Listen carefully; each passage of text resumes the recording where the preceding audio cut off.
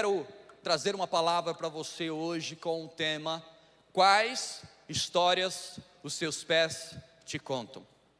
Quais histórias os seus pés contam? Pergunta para a pessoa que está do seu lado aí, pergunta para ela: qual história os seus pés contam? Eu quero ler com você um texto que tem falado ao meu coração, está lá em Romanos 10, versos 13 e 15. Romanos 10, 13 e 15. Romanos 10, 13 e 15. Está aí atrás? Vamos ler então. Porque todo aquele que invocar o nome do Senhor será salvo. Diga amém bem forte.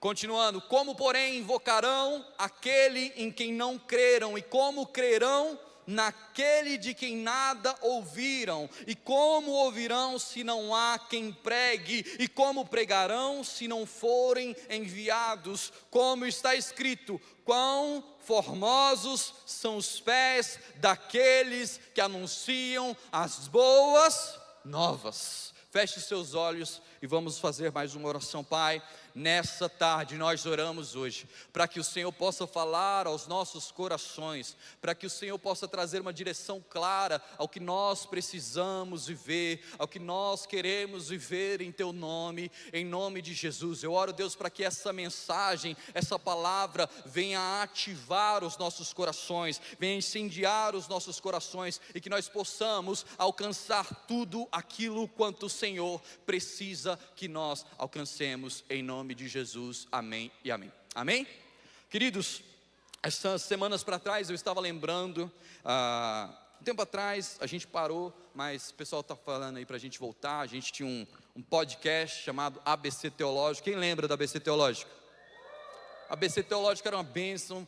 Tem muito conteúdo lá no YouTube que você pode ver, que era o nosso podcast com o pessoal aqui do ensino da igreja, onde nós ensinávamos teologia, e era incrível, maravilhoso o material. E Deus estava me lembrando, o Espírito Santo trazendo ao meu coração sobre um dia em específico, um episódio, na verdade foram 2 episódios, onde nós fizemos uma entrevista com um amigo nosso, pastor Marcos Vinícius, da Holanda, um homem de Deus, um cara incrível, está completando 7 anos que a igreja dele foi ali plantada na Holanda. Ele estudou com o pastor Daniel, lá no CFNI, de lá dos Estados Unidos ele foi para a Holanda e plantou aquela igreja. E ele estava aqui no Brasil conosco, e a gente chamou, convidou, ele passou aqui em Brasília, e ele veio ter essa conversa maravilhosa. E durante essa conversa nós estávamos falando sobre ali o envio missionário dele, o envio apostólico, sobre essa plantação da igreja num país totalmente diferente, onde ele não falava a língua, em que ele estava se mudando. E foi maravilhoso, porque a gente começou a falar de muitas coisas envolvendo missões e a pregação do evangelho. Então cada um de nós fomos falando de alguns exemplos, e um exemplo que me marcou muito foi do pastor Daniel. Pastor Daniel, quem não sabe, ele esteve na Malásia e em vários outros países, Quando ele estava no CFNI, ele fez uma grande viagem missionária. E eu estava lembrando daquele dia e do sentimento que meu coração veio. E eu lembrei daquela mensagem, eu lembrei daquela história que ele contou. Ele contou naquele dia a história de um grande apóstolo num país que era um país que ele nem poderia mencionar o nome, que era um país comunista, onde os cristãos eram ali perseguidos. E ele disse que a líder ali do seu grupo, da missão, falavam para ele, gente, a gente vai conhecer um grande apóstolo. É um grande apóstolo, um homem que plantou dezenas, quiçá centenas de igrejas em toda a Ásia. É um homem de Deus, é um homem poderoso, é um homem cheio do Espírito Santo, é um grande apóstolo. Eu quero te perguntar, quando alguém fala isso para você, qual é a figura que aparece aí no seu imaginário de um grande apóstolo? Mas eu quero te dizer, a figura era completamente diferente do que talvez você tenha pensado. Eu lembro que ele falando que eles entraram um matagal adentro, e foram quilômetros e quilômetros e quilômetros matagal adentro, e aí, cara, eles falando: rapaz, que buraco a gente está indo. Até então eles chegarem ali numa pequena casinha, onde a igreja se reunia, um casebre literalmente, onde tinha um homem simples, com vestes simples e um sapato furado. E aí então eles foram descobrir que aquele grande apóstolo era aquele Senhor que estava à porta daquela pequena casa, daquela pequena igreja, esperando aqueles homens e mulheres missionários. E aquele homem então começou a falar de várias e várias histórias que ele tinha vivido do Evangelho ali durante essas dezenas, centenas de igrejas que ele plantou. E aí foi interessante que os missionários que estavam ali com o pastor Daniel viram que aquele homem tinha um sapato, e aquele sapato era um sapato furado, era um sapato totalmente gasto, rasgado. Ele só tinha aquele sapato. Os missionários ali falaram: caramba, a gente tem que se reunir, dar um sapato. Eles foram, compraram um sapato, entregaram para aquele homem.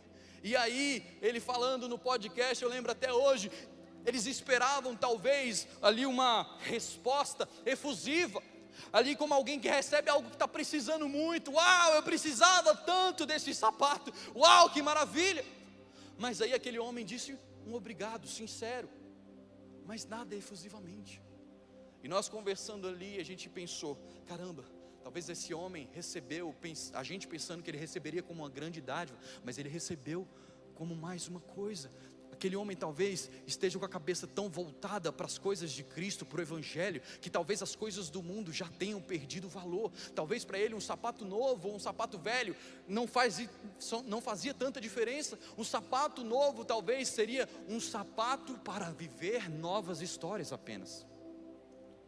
E então naquele dia eu pensei, e o Senhor, o Espírito Santo me ministrou. Naquele dia eu lembro de voltar para casa e escrever algo parecido com isso. E aí eu lembro que a palavra que veio foi justamente de Romanos 10, 15b. Quão formosos são os pés daqueles que anunciam as boas novas.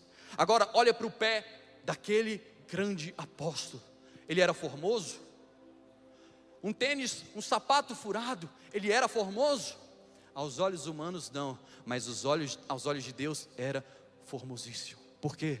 Porque não se tratava da beleza do próprio sapato, mas se tratava do quê? Da mensagem que aquele homem carregava na sua vida.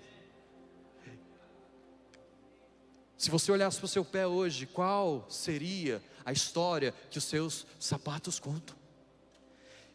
Eu fico pensando quantas histórias aqueles sapatos furados tinham para nos contar.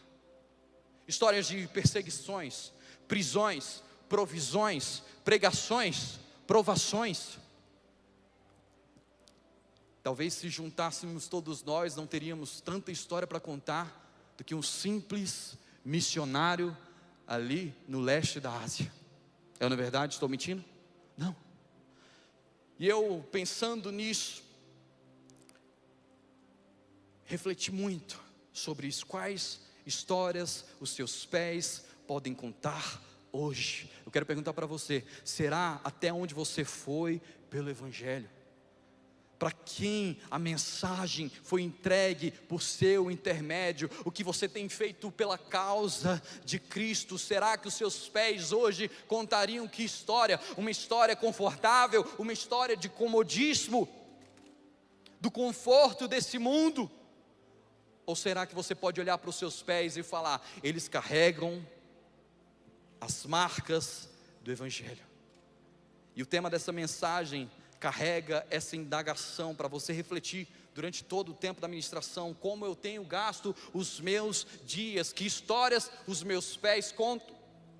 E sabe de uma coisa? Hoje eu vim pregar para vocês. Eu gosto de tênis e eu vim com o meu tênis preferido. Pastor, mas esse tênis aí é feio. Pode achar feio, eu acho bonito. Talvez ele não seja o tênis mais interessante que eu tenha. Talvez ele não seja o mais bonito.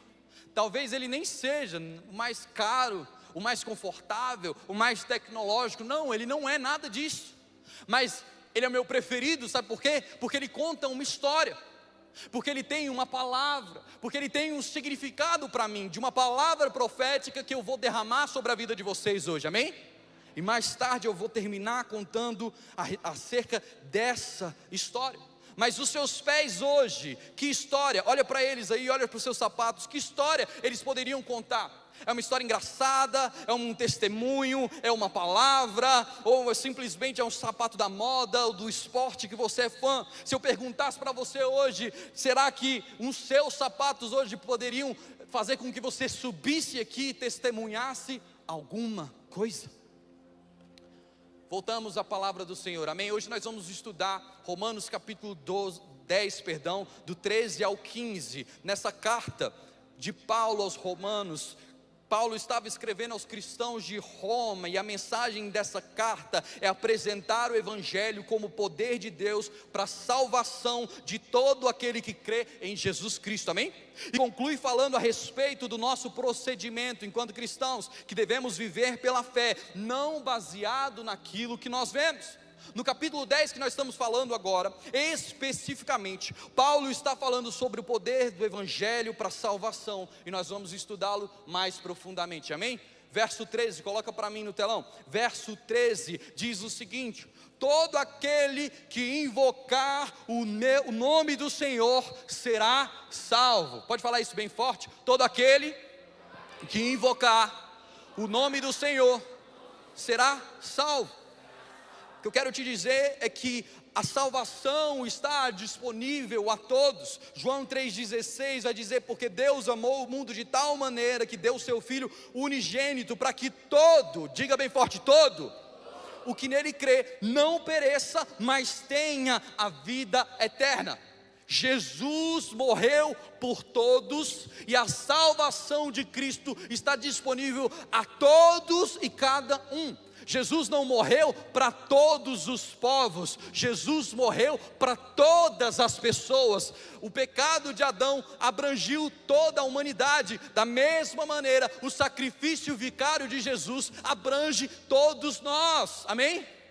A Bíblia vai dizer que é vontade do Senhor que todos sejam salvos. O sacrifício dele é abrangente. Paulo, quando está falando aqui nesse versículo, ele está fazendo uma citação de Joel capítulo 2. Joel 2, 28 a 32. Coloca para mim no telão. Joel 2, 28.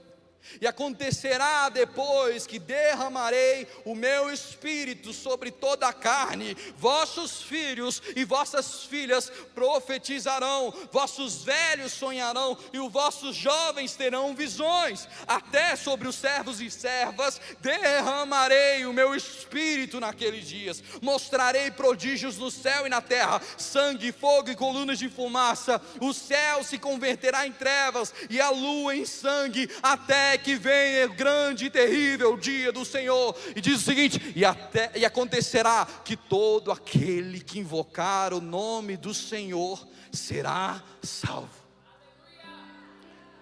A pergunta para você hoje: até que medida nós estamos vivendo Joel capítulo 2? Nós temos visto os sintomas de Joel capítulo 2, temos visto as evidências de Joel capítulo 2, temos visto o derramar do Espírito, com pessoas profetizando, pessoas tendo visões, nós temos visto pessoas sonhando, o ministério do Espírito Santo transbordando nas nossas vidas e nas nossas igrejas. Temos visto também os sinais que estão descritos aqui, amém? Mas será que nós temos visto o fruto dessa promessa? Temos visto evidências, profecias, o fogo, aquele batismo no Espírito Santo, mas o fruto dessa palavra é: todo aquele que invocar o nome do Senhor será salvo. O fruto de todo avivamento da parte do Senhor tem que culminar em vidas para Jesus, tem que culminar em salvação em massa, tem que culminar com a igreja se levantando com pés formosos e indo salvar o perdido.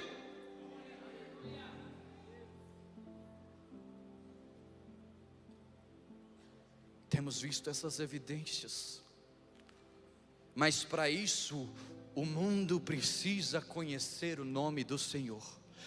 Qual então o nome do Senhor? Paulo citou Joel 2, porque ele estava concluindo a revelação de Joel capítulo 2, declarando que Jesus é o nome do Senhor. O primeiro argumento que eu quero deixar para você hoje é: o mundo precisa conhecer Jesus para ser salvo. O mundo precisa conhecer Jesus para ser salvo. Mas a grande indagação do apóstolo Paulo nesses versos é essa: como vão conhecer se não há quem o apresente? Esse é o questionamento central do texto que nós lemos. Paulo está falando aqui da necessidade de que arautos do Senhor sejam levantados para apresentar a salvação ao mundo. Romanos 10, 14 e 15a: como porém invocarão aquele que não creram, e como crerão que naquele de quem nada ouviram, e como ouvirão se não há quem pregue, e como pregarão se não foram enviados?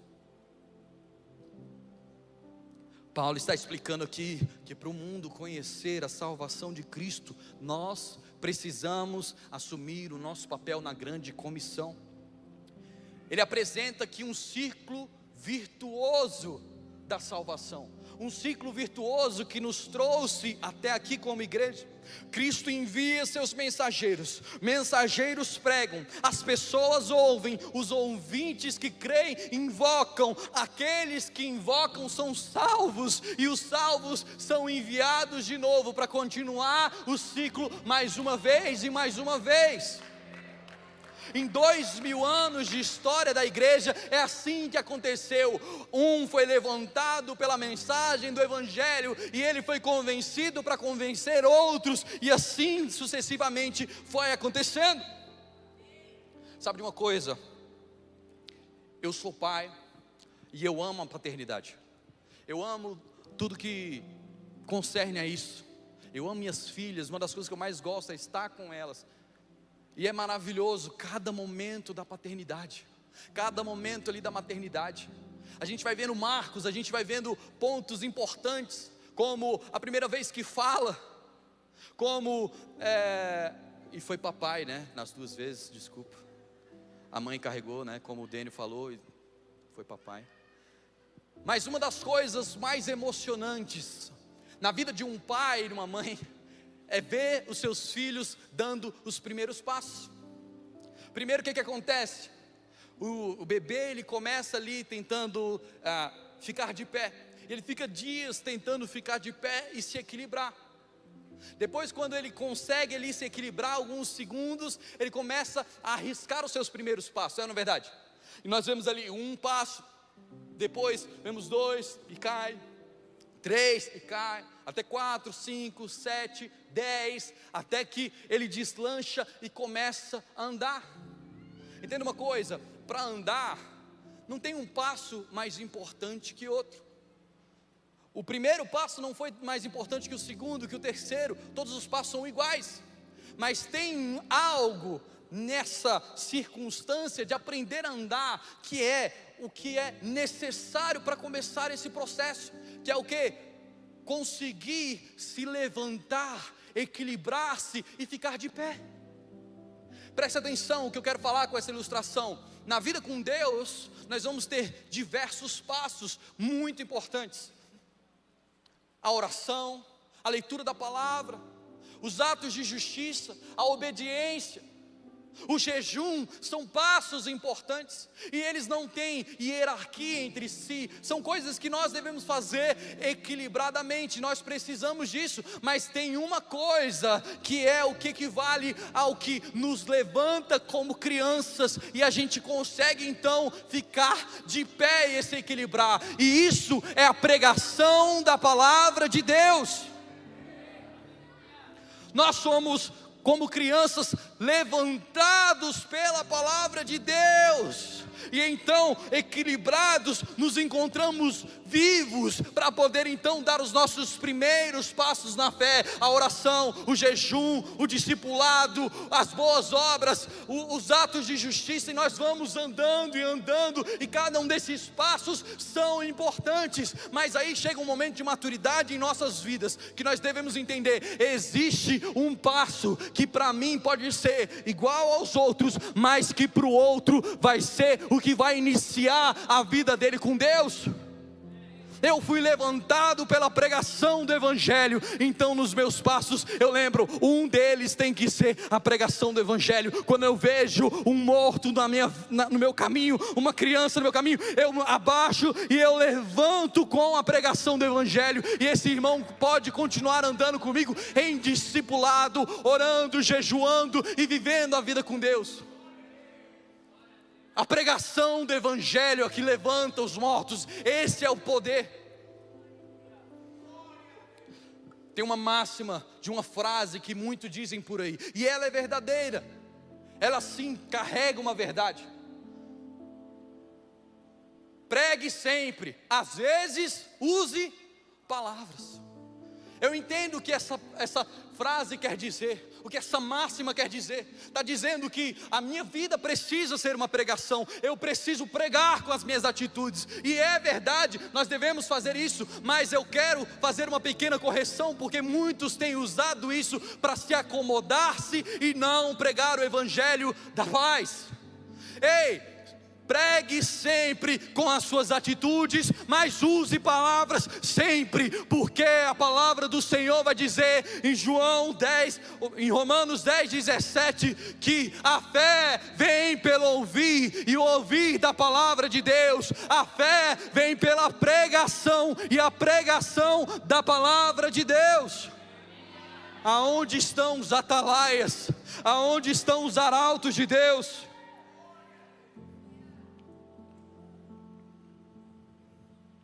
Não adianta pensar que a pregação do Evangelho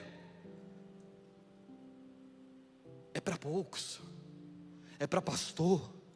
Não, a pregação do Evangelho é para todos e é para todo o tempo. Paulo instrui Timóteo a pregar a todo tempo em seu ministério. 2 Timóteo 4:2, prega a palavra, insta, quer seja oportuno, quer não, corrige, repreende, exorta com toda longanimidade e doutrina. O que o apóstolo Paulo estava falando para Timóteo? Prega quando tiver oportunidade, mas prega também quando não tiver oportunidade. Prega quando os céus estiverem abertos, mas prega também quando os céus não estiverem abertos. Prega quando a pessoa quer ouvir, mas prega quando ela também não quer ouvir. Pregue a tempo e a fora de tempo. Marcos 16:15, disse-lhes: ide por todo o mundo e pregai o Evangelho a toda criatura. Mateus 28:19, ide portanto e fazei discípulos de todas as nações, batizando-os em nome do Pai, do Filho e do Espírito Santo. O segundo argumento que eu quero trazer para você é: para o mundo conhecer Jesus, você precisa pregar.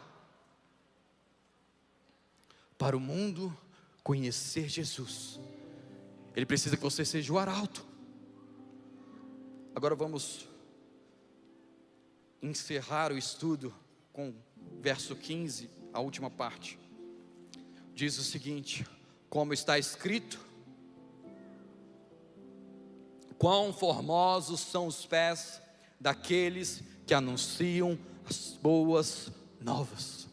Pastor, por que a Bíblia diz que os pés daqueles que anunciam as boas novas são formosos? O apóstolo Paulo nessa passagem está citando aqui dois profetas do Antigo Testamento, Isaías e Naum. Isaías 52:7 diz o seguinte: que formosos são sobre os montes os pés dos que anunciam boas novas, que faz ouvir a paz, que anunciam coisas boas, que faz ouvir a salvação, que diz a Sião: o teu Deus reina. Naum 1:15 diz: eis sobre os montes os pés dos que anunciam boas novas, do que anuncia paz, celebra as tuas festas, ó Judá, cumpre os teus votos, porque o homem vil não passará por ti, ele é inteiramente exterminado. Preste atenção, a figura aqui nessas passagens é a seguinte: Jerusalém era uma cidade que era rodeada por montanhas, por montes, e então, quando algo acontecia de bom, os mensageiros vinham trazer essa palavra, e por ser essa cidade ali mais rebaixada, cercada por montanhas, os arautos, Os mensageiros, eles vinham descendo lá do alto dos montes, trazendo a boa notícia.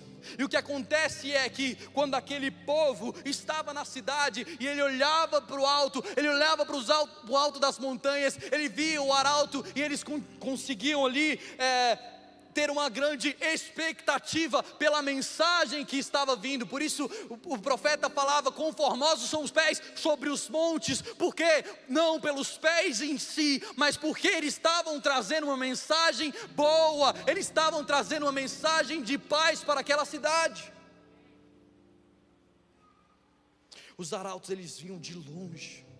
E os textos, eles nos mostram como eram celebrados a chegada dos mensageiros. E não por essa mensagem em si, mas pela beleza da mensagem, do mensageiro em si, mas pela beleza da mensagem que eles carregavam para aquela nação. E pastor, qual que era a beleza? Agora eu quero que você preste muita atenção.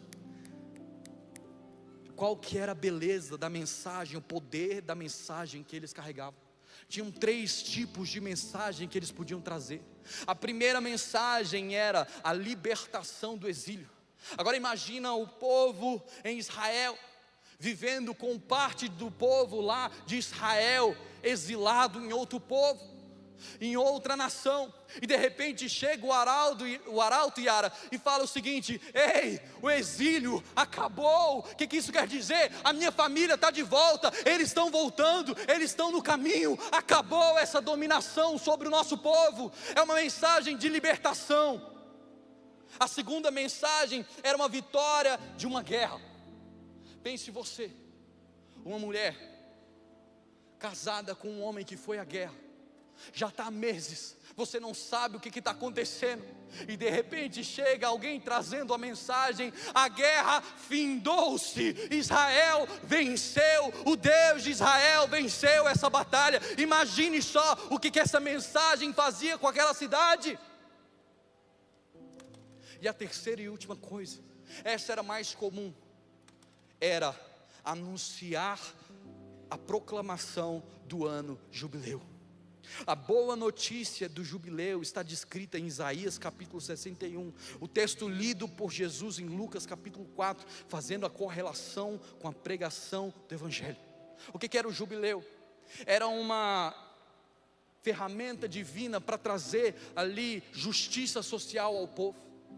Jubileu acontecia de 50 em 50 anos. E sabe o que acontecia nesse ano em específico, quando esse mensageiro chegava?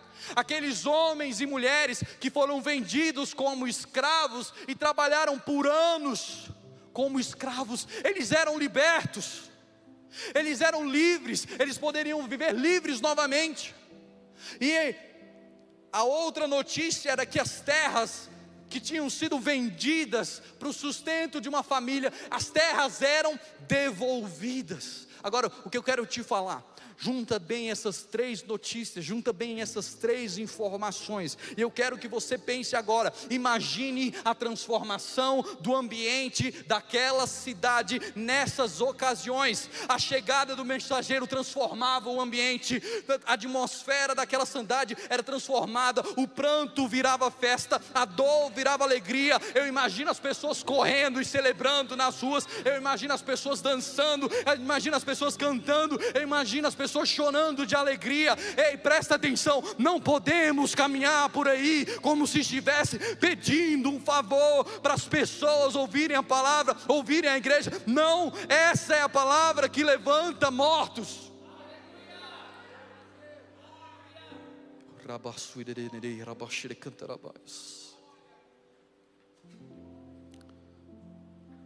Oh Deus, essa é a mensagem que levanta mortos. Essa é a mensagem de libertação. Essa é a mensagem de cura.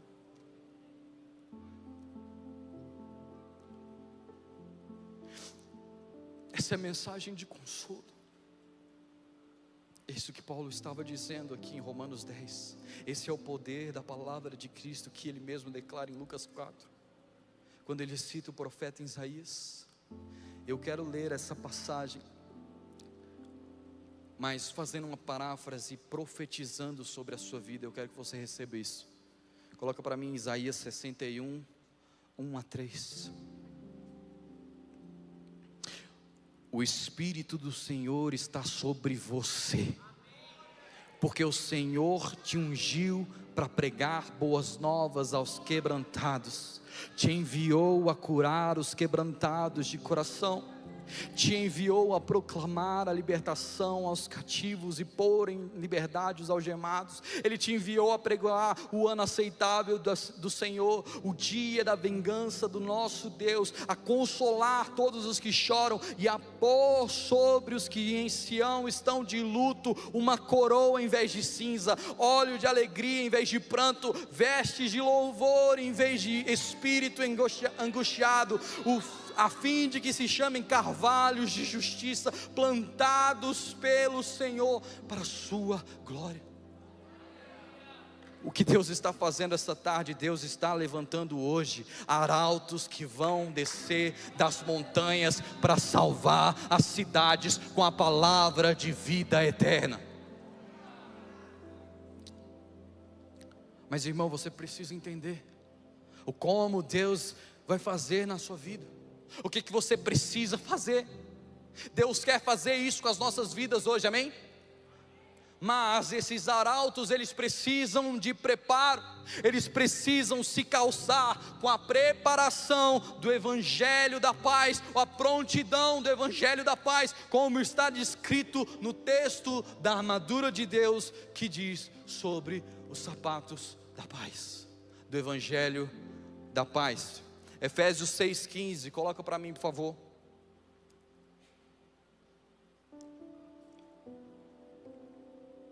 O apóstolo Paulo vai dizer nesse texto o seguinte: calçai os pés com a preparação do Evangelho da Paz. Ele está dizendo aqui, fazendo uma analogia de uma armadura de um soldado romano, ligando cada um dos elementos da armadura a princípios bíblicos que nós devemos seguir para vencer as batalhas contra o inimigo. A palavra preparação ou prontidão do original significa o estado de estar preparado ou pronto para ação. Deus quer fazer com que nós estejamos preparados e prontos para agir a qualquer momento, para pregar o Evangelho a qualquer momento. Paulo estava fazendo essa analogia com essa armadura. O Império Romano, ele foi o que foi justamente porque eles revolucionaram a guerra. Eles trouxeram várias inovações para a guerra. Por isso eles eram mais fortes, por isso eles eram mais velozes, por isso eles eram mais ágeis, por isso eles venceram e tiveram aquele império grandioso. Tiveram várias e várias ali situações, da armadura que eram inovações tecnológicas. Mas sabe qual que era a maior inovação tecnológica para a armadura naquele tempo? Os sapatos, os simples sapatos. Presta bem atenção no que eu vou te dizer agora. Os sapatos dos romanos, eles eram de couro, eles eram de fitas de couro leves, macias, amarrados no pé, e tinham vincos no calçado embaixo, como se fossem chuteiras de futebol hoje. Isso fazia com que eles fossem bem mais rápidos, isso fazia com que eles estivessem prontos, isso fazia com que eles tivessem aderência. Mas presta atenção, sabe o que é mais interessante dessa palavra? Dessa analogia, os sapatos romanos davam a ele a vantagem de fazer com que eles corressem 2 vezes mais rápido do que os seus inimigos. A palavra do Senhor está falando isso. O calçado da preparação do Evangelho da Paz nos faz andar mais rápido do que o nosso inimigo. Nosso inimigo está a rugir como um leão. Ei, mas a gente é mais rápido para agir.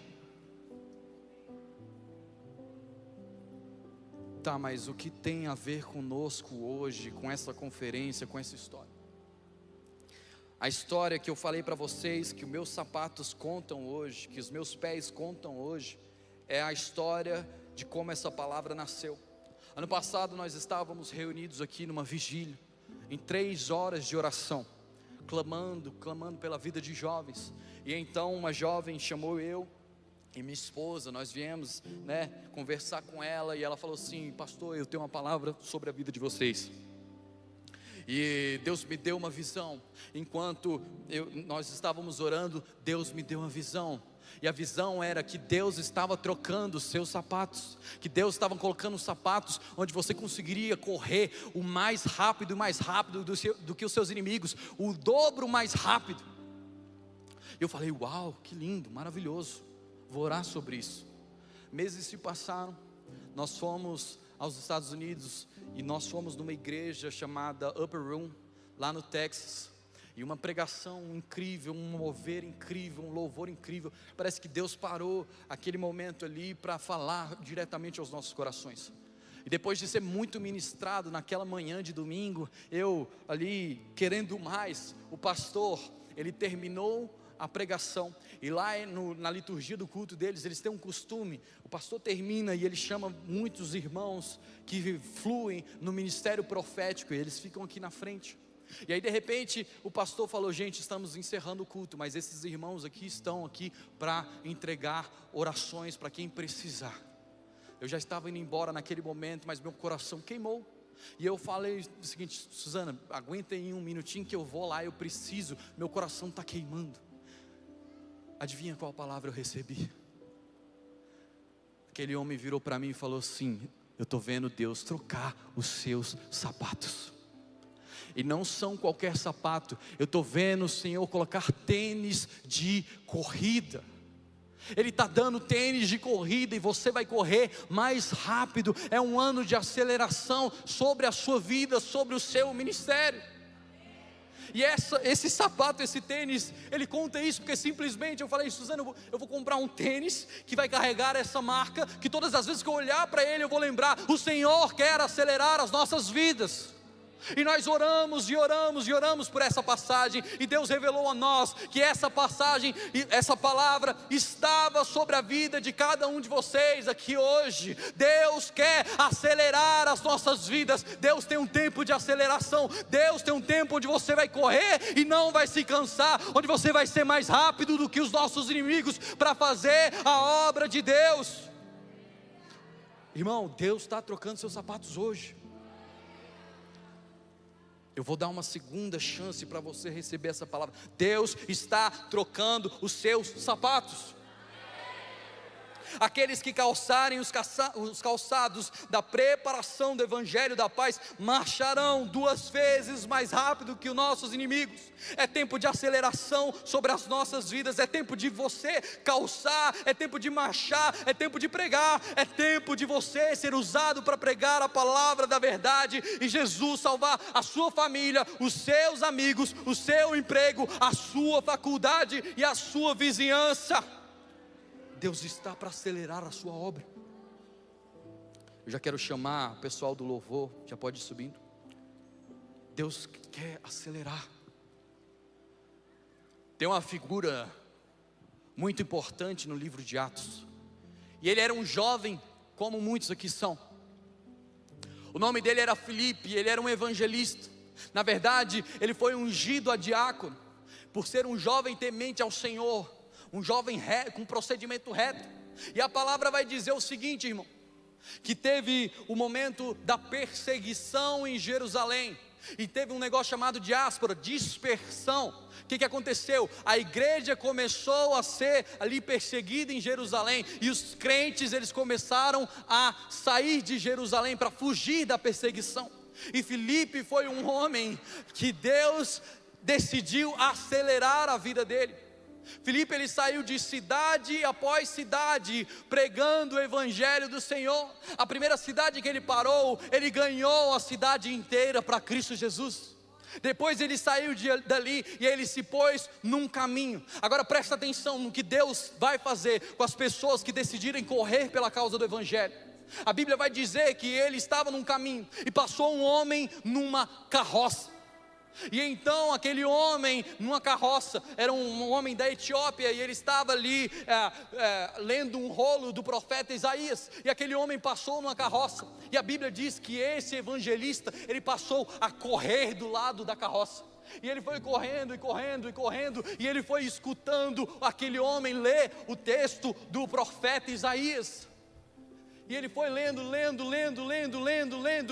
até que Filipe perguntou: ei, você entendeu o que você está lendo? E aquele homem: como vou entender se não tem quem me ensine?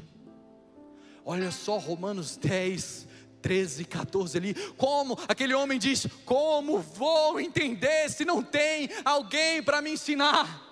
Filipe naquele momento disse: eis-me aqui, eu estou aqui, eu posso te ensinar. Filipe então, aquela carruagem para, e ele prega o evangelho de Jesus para aquele homem.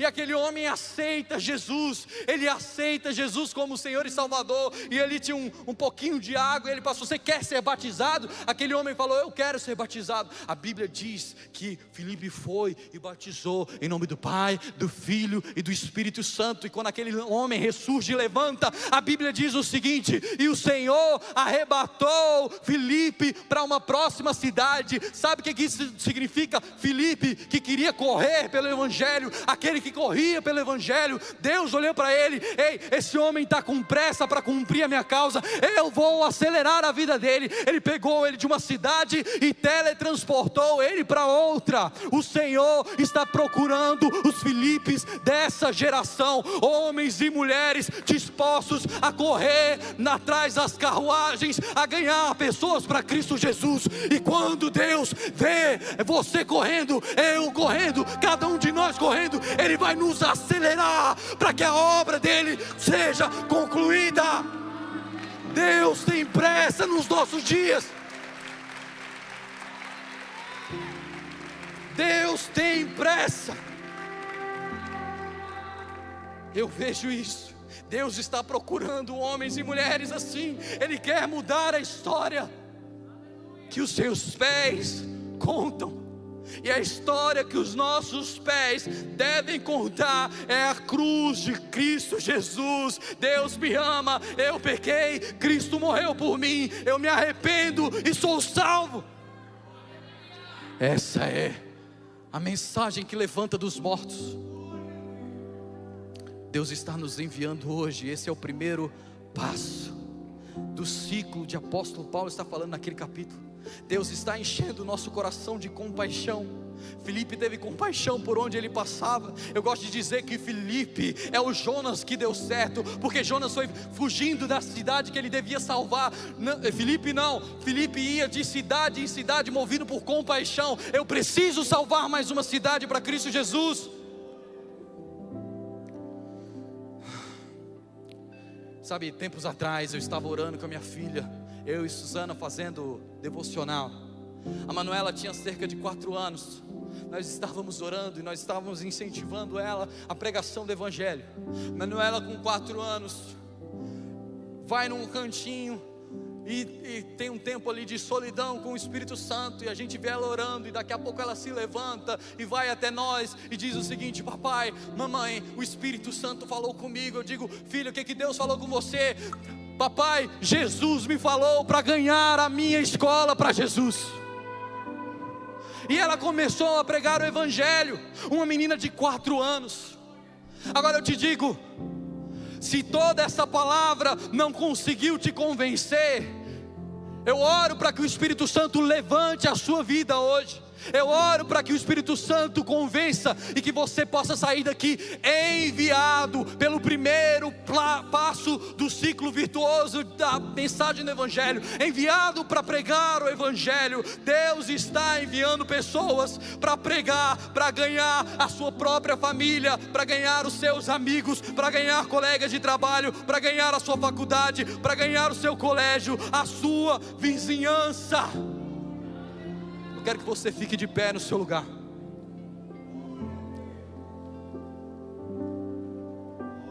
E eu quero que você feche os seus olhos agora. Eu quero que você comece a orar. Se você entendeu essa palavra, você entendeu que Jesus está nos enviando agora. E Deus vai enviar você para um lugar específico agora. O Evangelho, ele precisa andar através dos seus sapatos. Deus está te enviando. Comece a orar e perguntar: Espírito Santo, para onde o Senhor está me enviando? Para onde o Senhor está me enviando? Para onde o Senhor está me enviando?